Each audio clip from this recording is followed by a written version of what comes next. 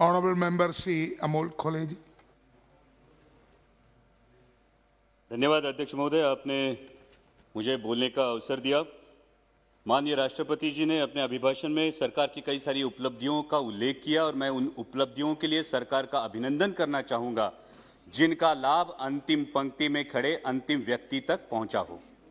राष्ट्रपति जी ने अपने अभिभाषण में नए संसद भवन के निर्माण की बात की, गर्व की बात है, लेकिन सवाल यह उठता है अध्यक्ष महोदय कि जिस देश की सार्वजनिक स्वास्थ्य व्यवस्था कोरोना की महामारी में बुरी तरह से एक्सपोज हुई हो, उस देश की प्राथमिकता क्या होनी चाहिए?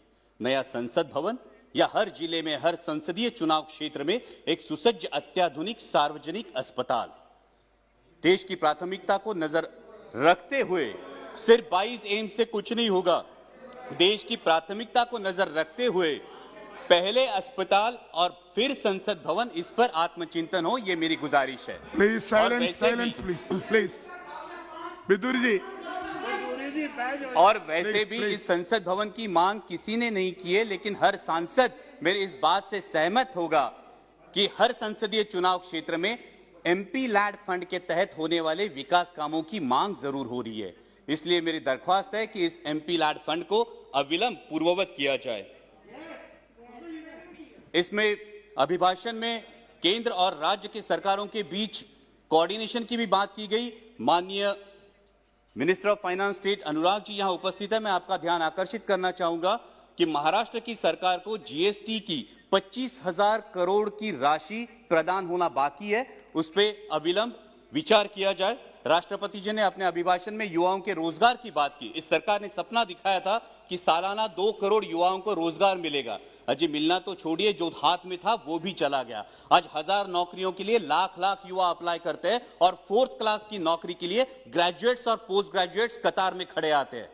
पहले नीम और अब नेशनल अप्रेंटिस जैसे प्रोग्राम, ये जो नीतियां हैं, ये देश के युवा वर्ग के लिए शोषण व्यवस्था साबित हो रहे हैं, क्योंकि पहले नौकरी लग जाती है, फिर माँ बाप शादी कर देते हैं और 2 साल में कंपनी ब्रेक दे देती है ताकि उसको परमानेंट ना करना पड़े और युवा के भविष्य में अंधेरा छा जाता है। इसलिए इन युवाओं के आक्रोश को समझे और इन नीतियों पर पुनर्विचार हो। इस अभिभाषण में और एक बहुत अच्छी बात की गई, वो है आत्मनिर्भर भारत की। जब हम सब ने सुना था कि देश को बिकने नहीं देंगे तो हर किसी को गर्व महसूस हुआ था, लेकिन शायद उसके बाद OLX का विज्ञापन कुछ ज्यादा प्रभावशाली साबित हुआ और वो नीतियों में भी दिखने लगा। बेच डाल, BPCL बेच डाल, BSNL बेच डाल, एयरपोर्ट्स बेच डाल, सीपोर्ट्स बेच डाल। अब डर लगने लगा है कि यह आत्मनिर्भर भारत की बात हो रही है या फिर चुनिंदा पूंजीपति निर्भर भारत की। मैं सचेत करना चाहूंगा कि इस प्रकार से मुक्त अर्थव्यवस्था के आड़े में अगर हम क्रूनी कैपिटलिज्म को बढ़ावा देकर देश के संसाधन चुनिंदा पूंजीपतियों के हाथ में सौंप दे तो देश की आने वाली पीढ़ियां हमें कभी माफ नहीं करेंगी।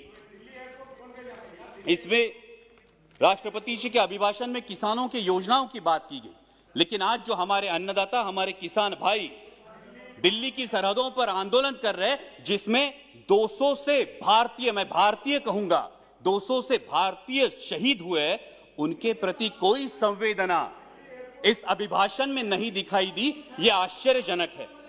गणतंत्र दिवस पर जो घटना घटी उसकी आलोचना अभिभाषण में हुई। हिंसा का कोई समर्थन नहीं हो सकता, ना ही होना चाहिए, लेकिन उसके उपलक्ष्य में,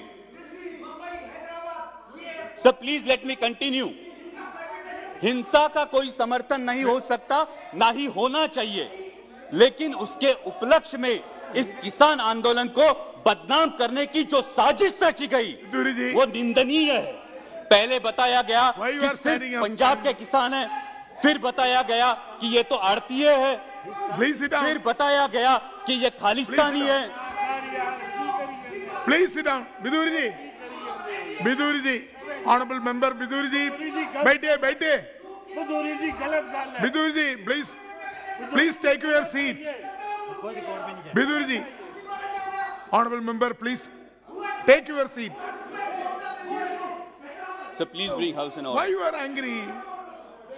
सर अगर You sit down there. Sir अगर ऐसे बोलेंगे, कल इनके नेता भी बोलेंगे, तब हम बीच में चलाएंगे, फिर अच्छा होगा सर। No, why? ये जानबूझ के है। Whenever you, Vidur ji, whenever you will speak, at that time, that time you can tell everything. Why you are stand up every time? Thank you sir. Please. Sir, गणतंत्र दिवस में जो घटना घटी उसकी आलोचना अभिभाषण में हुई। हिंसा का कोई समर्थन नहीं हो सकता, ना ही करना चाहिए, लेकिन उसके उपलक्ष्य में इस किसान आंदोलन को बदनाम करने की जिस तरह से साजिश रची गई वो निंदनीय है। पहले बताया गया ये तो सिर्फ पंजाब के किसान है, फिर बोला गया कि ये तो आड़ती है, फिर बोला गया ये खालिस्तानी है, और फिर तथाकथित आईटी सेल ने और मीडिया के कुछ नुमाइंदों ने उन्हें देशद्रोही करार दे दिया। मैं पूछना चाहूंगा कि सर, जो बाप अपने 18 साल के नौजवान बेटे को बोलता है उठ तुझे फौज में भर्ती होना है, तूने बेल्ट की नौकरी करनी है, जो मां अपने बेटे को बॉर्डर भेजते हुए बोलती है कि अगर दुश्मन ने देश पे गोली चलाई तो तूने अपना सीना आगे कर देना है, तो वो देशद्रोही कैसे दिए जाते हैं? सर, आज बेटा सियाचिन में -डिग्री सेल्सियस में देश की रक्षा कर रहा है और उसका 70 साल का बूढ़ा बाप दिल्ली की सरहदों पर अपने हक के लिए कड़ाके की सर्दी में आंदोलन कर रहा है, तो किस मुंह से बोलेंगे जय जवान जय किसान? और सर, आज तो देश को 2 नए शब्द मिले हैं, उसमें से एक है आंदोलन जीवी। मैं शुक्रगुजार हूं इस शब्द के लिए, कारण महाराष्ट्रातले भाजपचे नेते सतत उठसूट आंदोलन करत होते, त्यांना काय म्हणायचं ते आम्हाला या शब्दामुळे कळलं। पण ज्या कष्टकरी वर्गासाठी आमचे बाबा आढावांसारखे सामाजिक कार्यकर्ते वयाच्या 90 ठामपणे उभे राहतात, ते मात्र महाराष्ट्राचा अभिमान है। लेकिन मैं पूछना चाहूंगा सर आपके माध्यम से कि जिस देश की स्वतंत्रता की बुनियाद ही आंदोलन हो, उस देश में इस बात का प्रयोग कैसे किया जा सकता है? सिर्फ 1 मिनट में कंक्लूड करूंगा सर। यहां पे कई माननीय सदस्य बोलते हुए उन्होंने परराष्ट्र में जिन्होंने अच्छी बात की उसकी सराहना की, लेकिन ये कैसी विडंबना है सर, जब ब्राजील के राष्ट्राध्यक्ष संजीवनी की उपाधि देंगे तो हम खुश होंगे, जब अमेरिकी पूर्व राष्ट्राध्यक्ष हाउडी मोदी बोलेंगे तो हम तालियां बजाएंगे, और जब कोई विदेशी मानवता के दृष्टिकोण से किसान आंदोलन पर टिप्पणी करेगा तो फिर वो फॉरेन डिस्ट्रक्टिव आइडियोलॉजी हो जाती है। सर, ये बैरिकेड्स लगाना, ये फेंसिंग करना, ये किस प्रजातंत्र का लक्षण है?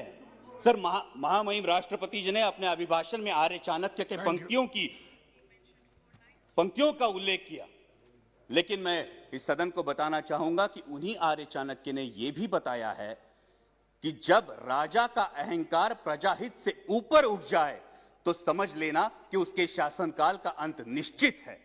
और इसीलिए मैं दरख्वास्त करूंगा कि संवेदनशीलता से इस समस्या का किसानों के हित में हल निकाले, ताकि फिर हर देशवासी गर्व से कह सके जय जवान जय किसान।